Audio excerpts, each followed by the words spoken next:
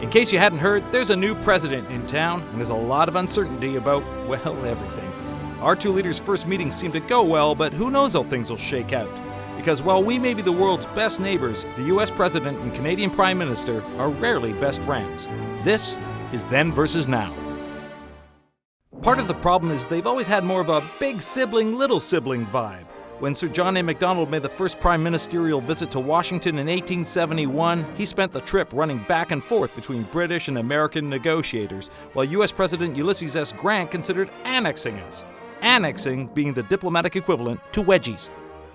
It was a bad start, and it stayed bad for decades. As late as the 1930s, Prime Minister R.B. Bennett refused to be seen with the hugely unpopular President Herbert Hoover.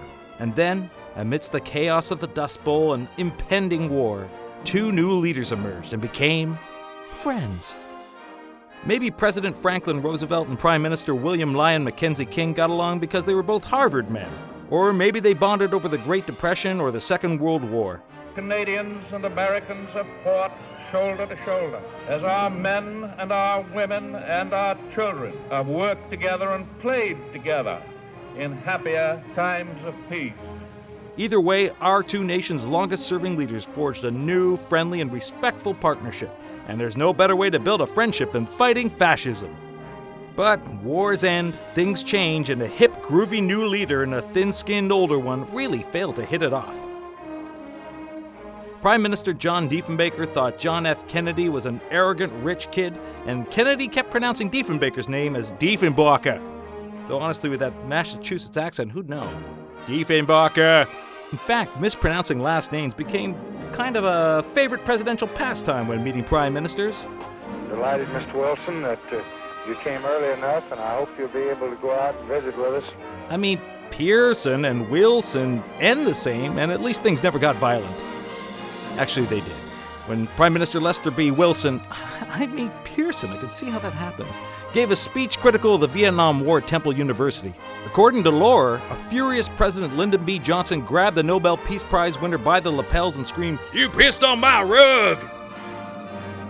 Things stayed pretty frosty right through the 70s, with Prime Minister Pierre Elliott Trudeau straight up trolling his U.S. counterpart, establishing diplomatic relations with China 9 years before the U.S., visiting Cuba despite a U.S. embargo, and seemingly copying from Richard M. Nixon's test. Pierre, that's the way you end up on someone's enemies list.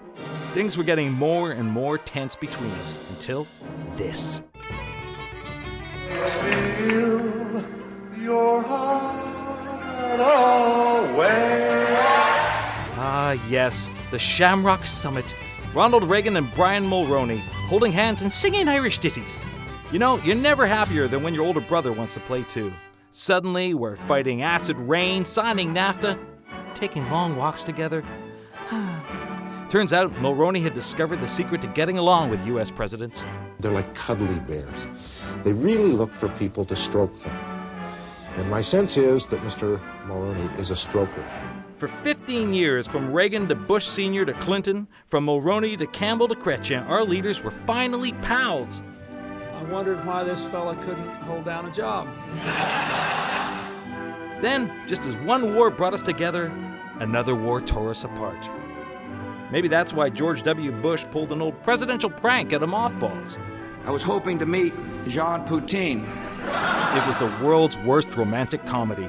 They'd go to war, we'd stay home. They'd lean left, we'd go right. They'd paint unflattering portraits of us. Couldn't we all just get along? Then, just as it looked like we'd finally gotten together, this happened. So, yeah, things between our two leaders may look a little bumpy right now, but honestly, they usually are. That's the way we do things in Canada, you know.